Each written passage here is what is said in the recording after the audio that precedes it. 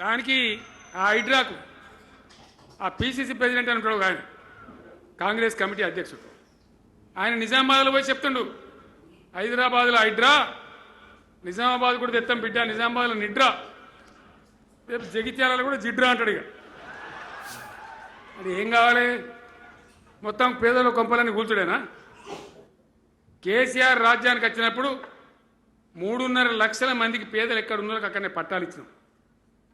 వాళ్ళని ఆగం చేయకుండా పాపం గరీబోళ్ళు 3.5 లక్షల కుటుంబాలకు హైదరాబాదు చుట్టుపక్కల వేరే పట్టణాల్లో కూడా పట్టాలు ఇచ్చిన వాళ్ళు బతకనిచ్చిన. ఇలా ఏం కూలగొట్టుడు? అది పుస్తకాలు కూడా తీసుకుని పోరాటాలు చదువుకునేటి అంతే గిరితమా? నేను ఒక్కటే మాట మనం చేస్తా ఉన్నా, గ్యారంటీగా బీఆర్ఎస్ గవర్నమెంట్ వచ్చేది ఖాయం. మొట్టమొదటి రోజులనే ఈ ఐటాంటోని ఎత్తి అవతల వరేస్తామని చెప్పి నేను మనవి చేస్తా ఉన్నా. మంగళ్య షాపింగ్ మాల్ ఇప్పుడు దిల్సుఖ్ నగర్ మెయిన్ రోడ్ లో జూలై 17న గ్రాండ్ ఓపెనింగ్. పొలిటికల్ స్టేట్మెంట్స్ అండి, నేను I don't want to react. తీసేయనన్నా. సో పొలిటికల్ స్టేట్మెంట్స్కి రకరకాలు మీరు ఇందాక అన్నారు. ఏది అక్బరుద్దీన్ గారు మేము ఒకటి కడితే 10 కడతాము, లేకపోతే ఇప్పుడు ఎక్స్ సీఎం కేసీఆర్ గారు హైడ్రాని వచ్చిన తర్వాత పడేస్తాము, ఇదనేది ఇవన్నీ దేరాలు పొలిటికల్ లైన్లో చూస్తాము. దానికి ఒక అధికారిగా I don't think I need to respond. నాకు అది నా పరిధిలో లేదు, అది నాకు సంబంధం లేని అంశాలు. రంగనాథ్ గారు, కేసీఆర్ హైడ్రాని ఎత్తేస్తామన్నారు, బీజేపీ వాళ్ళు కూడా వ్యతిరేకిస్తున్నారు. అంటే భవిష్యత్తులో ఎప్పుడోసారి హైడ్రా మాత్రం రద్దు కావడం ఖాయమన్న చర్చ ఉంది, ఏమంటారు మీరు దాని గురించి? ఒకటండి, గ్రేహౌన్స్ అనే సంస్థ 1985లో కేఎస్ వ్యాస్ గారి ఆధ్వర్యంలో అప్పుడు ఎన్టీఆర్ గారు స్టార్ట్ చేశారు. అంటే నక్సల్ దీన్ని ఫైట్ చేయడానికి, గరిల్లా వార్ఫేర్ అంటే గరిల్లా యుద్ధం చేయడానికి ఒక గ్రేహౌన్స్ సంస్థ. 1989లో మర్రి చెన్నారెడ్డి గారు వాళ్ళ మేనిఫెస్టోలో మేము అధికారంలోకి వస్తే కనుక గ్రేహౌన్స్ని ఎత్తేస్తామని చెప్పేసి పెట్టారు. ఆ తర్వాత అధికారంలోకి వచ్చారు మర్రి చెన్నారెడ్డి గారు, కాంగ్రెస్ గవర్నమెంట్ వచ్చింది. వచ్చిన తర్వాత గ్రేహౌన్స్ అనే దాన్ని ఎత్తేయాలన్నప్పుడు అధికారులందరూ కాషన్ చేశారు, ఏమండి దీనివల్ల చాలా ప్రాబ్లమ్స్ వస్తాయి రేపు అని. అంటే దాని పేరు మార్చి ఎస్ఎస్ఎఫ్ అని పెట్టారు. పెట్టి మళ్ళీ ఆ తర్వాత ఒక 1.5 year తర్వాత నీతిరుమల్లి జనార్దన్ రెడ్డి గారు ముఖ్యమంత్రి అయిన తర్వాత మళ్ళీ దాని పేరు గ్రేహౌన్స్గా మారింది. అంటే ఇట్లా పొలిటికల్ స్టేట్మెంట్స్ రకరకాలుగా ఉండొచ్చేవో కానీ ఏ వ్యవస్థ అయితే కనుక ప్రజలకి మంచి చేస్తుందో, దానివల్ల రేపు ప్రజలకి మంచి జరుగుతుందనేటటువంటి భావన సమాజంలో ఉన్నప్పుడు ఏ వ్యవస్థని తీయటం అంత ఈజీ కాదు. సో హైడ్రా కూడా ఆ దిశలో వెళ్తుంది. పబ్లికే రేపు దీనికి అంటే ఇప్పుడు మాకు అది అంటే పబ్లిక్ అటువంటి ఫీలింగ్ లేకపోతే ఇంత వేలాది మంది వచ్చి హైడ్రా ఆఫీస్కి రారు. ఎక్కడన్నా ఏది కబ్జాలు అయితే కనుక హైడ్రాకి వెళ్తాము అని చెప్పేటటువంటి ఏది ఒక స్టేట్మెంట్లు పబ్లిక్ మేము వెళ్ళి చెప్తాం నీ సంగతి అని అంటే అది ఇప్పుడు ఒక భయము, ఒక ఏంటంటే ఒక రూల్ కంప్లైంట్స్ అనేది రావటం అనేది తప్పకుండా మేము హైడ్రా సాధించిన ఒక మంచి విజయాల్లో ఇదొకటి కూడా మేము భావిస్తాం. సో వ్యవస్థలు మారుస్తాయి, రేపు వచ్చిన తర్వాత దాన్ని తీసేస్తారు, ఉంటాయి అనేది అది నేను అనుకోవడం పబ్లిక్కి చేసేటటువంటి మంచి చెడును బేరీజ్ వేసుకొని ఏ ప్రభుత్వం అయినా చేస్తుందని నేను అనుకుంటున్నాను. రంగనాథ్ గారు, లాస్ట్ 2 పొలిటికల్ క్వశ్చన్స్ అండ్ ఆరోపణలు మీ మీద వచ్చిన దాంట్లో ఫస్ట్ థింగ్, హైడ్రా ఏర్పాటు తర్వాత కాంగ్రెస్ పార్టీ ప్రభుత్వానికి ఒక దగ్గరికి వెళ్ళి నోటీసులు ఇవ్వడం, బ్లాక్మెయిల్ చేయడం, తర్వాత డబ్బులు వసూలు చేయడం, మూటలు మోయడానికే సరిపోయిందనే పొలిటికల్ స్టేట్మెంట్ పైన ఆరోపణ హైడ్రా సంస్థ పైన మీ రియాక్షన్ ఏంటి? నేను మొదటి రోజు నుంచి చెప్తున్నాను, మరోజు నేను. సో ఇప్పుడు హైడ్రా అనేది ఒక బ్లాక్మెయిలింగ్ సంస్థ, ఇదంతా కనుక ఏది మొత్తం దీని వసూళ్ళ సంస్థ. ఒక్కటి ఎక్కడైనా మేము నోటీసులు ఇచ్చి మొత్తం డబ్బులు వసూలు, ఒక్క నోటీస్ చూపించండి మేము ఇచ్చి, మీరు నోటీసులు ఇవ్వలేదు ఇందాక మీరే చెప్పారు. మళ్ళీ ఏది ప్రజలు అదే చేస్తే కనుక ప్రజల్లో అసలు ఎందుకు ఇంత ఇది వస్తుంది, పాజిటివ్నెస్ ఎందుకు వస్తుంది, ఎందుకు అంతమంది మా దగ్గరకు వస్తున్నారు? ఇదే నోటీసులు ఇస్తే కనుక ఎవరికాడు మా నోటీసులు ఇచ్చి మాట్లాడుకొని డబ్బులు చేసుకుంటారు. సో అలా ఎందుకు చేస్తారు? అప్పుడు ప్రజల నమ్మకం ఎలా వస్తుంది అనుకున్నారు? దాంట్లో ఎప్పుడైనా కానీ కూడా ఒక వ్యవస్థ ఇది ఉన్నప్పుడు పనిచేసినప్పుడు న్యాచురల్గా పాత దాంట్లో ఉన్నటువంటి లీడర్లు గవర్నమెంట్ మారంగానే రూలింగ్ పార్టీలోకి వచ్చేవాళ్ళు ఉంటారు. చాలామంది వాళ్ళే ఇన్ఫ్లుయెన్స్ చేయాలని చూసేవాళ్ళు కూడా ఉంటారు. అయినా కానీ కూడా అవన్నీ కూడా పక్కన పెట్టి హైడ్రా పనిచేస్తుందంటే దానికి అర్థం ఏంటి?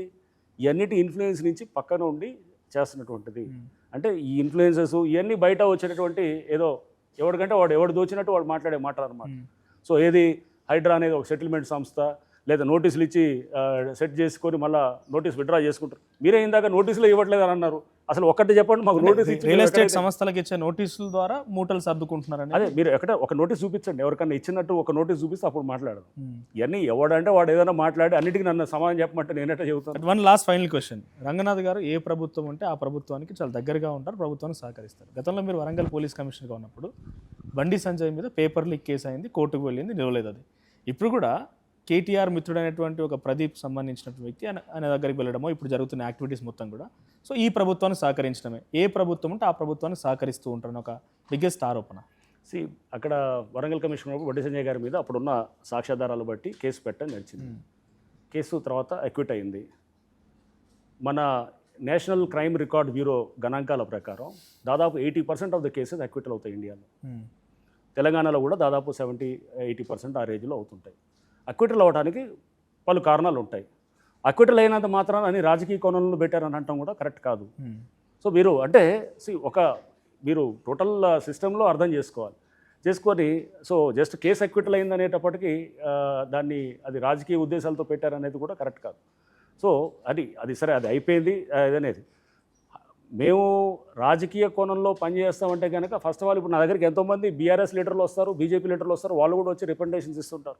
అప్పుడు ఎందుకు వస్తారు వాళ్ళు? అసలు ఇది ఒక ఏదైతే రాజకీయ పరమైన సంస్థగా ఉంటే కనుక వేరే వాళ్ళకి ఎందుకు నమ్మకం ఉంటుంది?